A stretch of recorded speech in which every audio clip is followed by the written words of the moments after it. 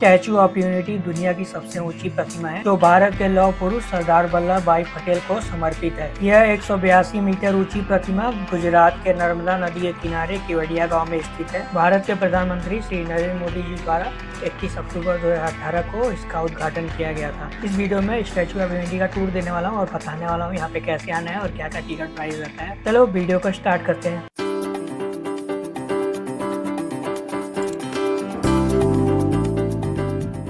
Statue of unity Kevadia गांव में स्थित है जो कि वडोदरा सिटी से करीब 100 किलोमीटर की दूरी पर स्थित है। वडोदरा आप हवाई मार्ग से ही पहुंच सकते हो, ट्रेन से ही पहुंच सकते हो और सड़क से ही पहुंच सकते हो। मैं वडोदरा ट्रेन से आया था और वडोदरा रेलवे स्टेशन के बाहर से बस डिपो से 150 रुपए का एसी टिकट बुक किया था जो कि बस का एसी टिकट था और वो केवड़िया गाँव स्टैचू ऑफ यूनिटी के पास छोड़ देता है। और आप अपने शहर से केवड़िया का डायरेक्ट ट्रेन टिकट भी ले सकते हो जो कि सबसे बढ़िया रहता है। ये केवड़िया स्टैचू ऑफ यूनिटी के पास ही छोड़ देता है और ये एक प्राइवेट रेलवे स्टेशन है जो कि केवड़िया एकता नगर रेलवे स्टेशन के नाम से जाना जाता है। मुंबई से डायरेक्ट केवड़िया के लिए ट्रेन अवेलेबल है जिसका स्लीपर का 310 रुपए और एसी का 800 रुपए लगता है। स्टैचू ऑफ यूनिटी परिसर में मुफ्त लॉकर की सुविधा उपलब्ध है जहां आप अपना सामान सुरक्षित रख सकते हैं। भारी बैग और अन्य वस्तुएं अंदर ले आने की अनुमति नहीं है। महिलाएं पर्स वगैरह लेके जा सकती हैं और यहाँ खाने पीने के काफी सारे स्टॉल मिल जाएंगे, KFC, मैकडॉनल्ड, सब कुछ। इस स्टैचू ऑफ यूनिटी का डिजाइन रामजी सुतार द्वारा बनाया गया है। स्टैचू ऑफ यूनिटी का निर्माण पब्लिक प्राइवेट पार्टनरशिप मॉडल के तहत किया गया है जिसमें अधिकांश धनराशि गुजरात सरकार से आई है। गुजरात सरकार ने 2012 से 2015 के बीच अपने बजट में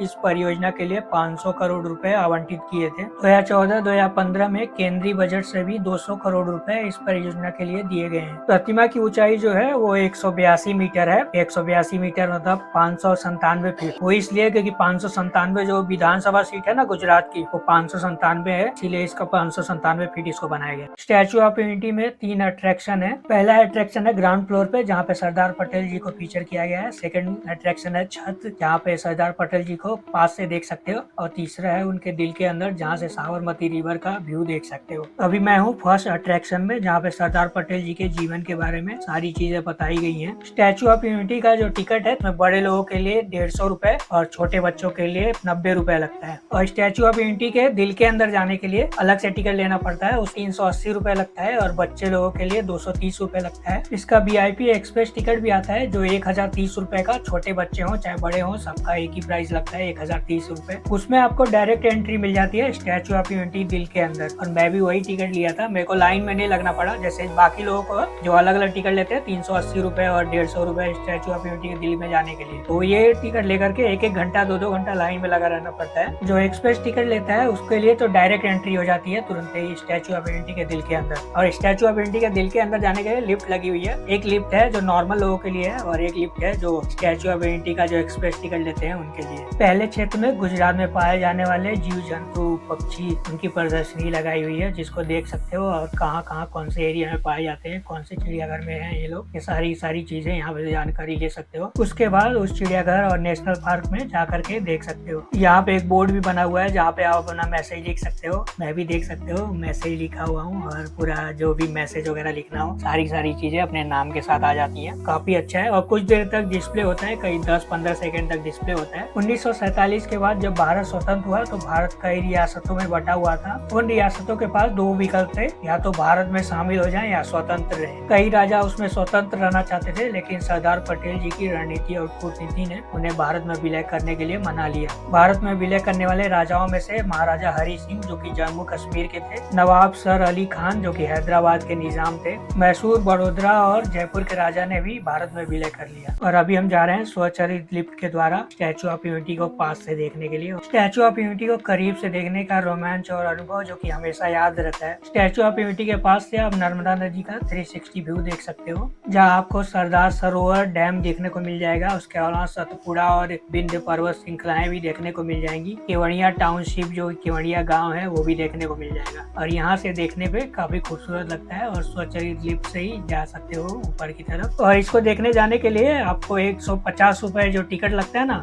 उससे ही हो जाता है। ये व्यूइंग गैलरी का टिकट नहीं लोगे तो भी चलेगा, व्यूइंग गैलरी का अलग है ना। व्यूइंग गैलरी का जो उसके दिल के अंदर जाने का टिकट है वो अलग है। बड़ों के लिए 150 रुपए एंट्री टिकट और छोटे बच्चों के लिए 90 रुपए एंट्री टिकट में पूरा फर्स्ट फ्लोर और सेकंड फ्लोर दोनों देख सकते हो। तो दिल के अंदर जाने का है, जो व्यूइंग गैलरी दिल के अंदर जाने का है, उसका टिकट 380 रुपया लगता है। और स्टैचू ऑफ यूनिटी काफी बड़ा है, देख सकते हो। मैं तो इसके पैर तक ही आया था, पैर की जो चप्पल पहने हुए है ना सरदार पटेल जी, उनके चप्पल तक ही आया था। और सब लोग भी इनके चप्पल तक, सोल तक ही है। जब आप प्रतिमा के पास खड़े होते हो तो इसकी विशालता और डिटेलिंग को करीब से देख सकते हो। सरदार पटेल जी की पैरों में चप्पल पहने हुए हैं और धोती कुर्ता पहने हुए हैं। स्टैचू ऑफ यूनिटी का निर्माण लार्सन एंड टुब्रो कंपनी द्वारा किया गया है। मूर्ति के निर्माण में 3000 से ज्यादा मजदूर, 250 इंजीनियर को रोजगार मिला था। मूर्ति के पास से सरदार पटेल जी की चेहरे की अभिव्यक्ति और उनके कपड़ों की सिलवटें वगैरह भी देख सकते हो। नीचे से देखने पे ये आसमान छूती हुई प्रतीत होती है, जिससे इसकी भव्यता और बढ़ जाती है। 1 नवंबर 2018 को जनता के लिए पहली बार खोला गया था और पहले 11 दिन में 1,28,000 लोगों ने यहाँ आकर के इस स्टैचू ऑफ यूनिटी को देखा था। शंघाई कोऑपरेशन ऑर्गेनाइजेशन ने इसे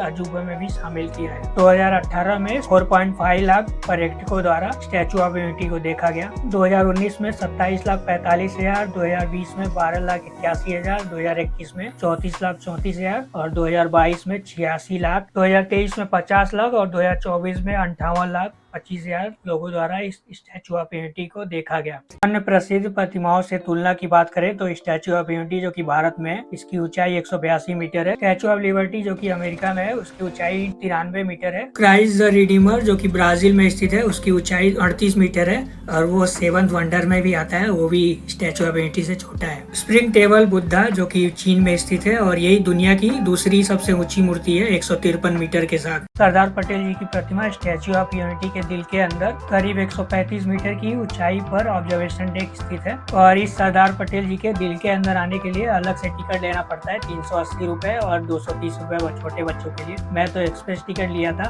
उसमें ही सब इंक्लूडेड था। और जो एक्सप्रेस टिकट वालों की ये एक अलग लिफ्ट जाती है और बाकी लोगों के लिए एक अलग लिफ्ट जाती है। जो नॉर्मल टिकट लेकर के आते हैं 380 रुपए वाला, उनके लिए 1 से 2 घंटे लाइन में खड़ा रहना पड़ता है। और जो एक्सप्रेस टिकट लेते हैं उनके लिए डायरेक्ट एंट्री है। और ये हाई स्पीड लिफ्ट रहती है जो कि 40 सेकंड में 153 मीटर की ऊंचाई पे लेके चली जाती है और इसके अंदर कई 200 लोग जा सकते हैं एक साथ। और अभी सरदार पटेल जी के दिल के अंदर में आ गया हूँ और देख सकते हो यहाँ से सरदार सरोवर और सरदार डैम पूरा 360 व्यू दिखता है, जिसके दिल के अंदर से देख सकते हो। और ये पूरा दिल के अंदर पूरी जगह पूरी बनाई हुई है। इस ऑब्जर्वेशन डेक से पूरा नर्मदा नदी का व्यू, बांध का व्यू और आसपास की पहाड़ियों का दृश्य भी देख सकते हैं। पर्यटक मंगलवार से लेकर के रविवार सुबह 9 बजे से लेकर के शाम के 6 बजे तक स्टैचू ऑफ यूनिटी देख सकते हैं। सोमवार को स्टैचू ऑफ यूनिटी बंद रखता है मेंटेनेंस के लिए। और इस व्यूइंग गैलरी में कई 200 लोग एक साथ मतलब देख सकते हैं और बैठ सकते हैं। सरदार पटेल जूलॉजिकल पार्क जो कि एकता नगर में स्थित है, ये स्टैचू ऑफ यूनिटी के पास ही है। इस पार्क का नजारा अद्भुत था। यहाँ गिरगिट लोगों की एक्स की तरह अपना रंग बदल रहा। मुझे वहाँ देखकर चीता भी डर गया और वो चुपचाप पानी पीने लगा। तभी पेड़ों के पीछे मेरी नजर गई और वहाँ 2 एशियाई कपल अपने वैलेंटाइन डे सेलिब्रेट कर रहे थे। मुझे वीडियो बनाने देख दोनों कपल ने मेरा कैमरा छीन लिया और मुझे मारपीट करके वहाँ से भगा दिया। मोरनी से तंग आकर मोर ने भी अपने आप को पुल पे लटका लिया था। स्विमिंग पूल के पास मुझे 4 बकुले भी दिखाई दिए जो कि ढोकला चोरी करने के लिए आए। थोड़ी देर बाद मुझे मोर की आत्मा भी दिखाई देने लगी जंगल में। सरदार पटेल जूलॉजिकल पार्क जो कि स्टैचू ऑफ यूनिटी के पास ही स्थित है, इसका टिकट बड़े लोगों के लिए 200 रुपए और छोटे बच्चों के लिए 125 रुपए लगता है। इस जंगल सफारी पार्क को खुले डिजाइन में बनाया गया है, जिसका टूर बगी से होता है। बगी में बैठ करके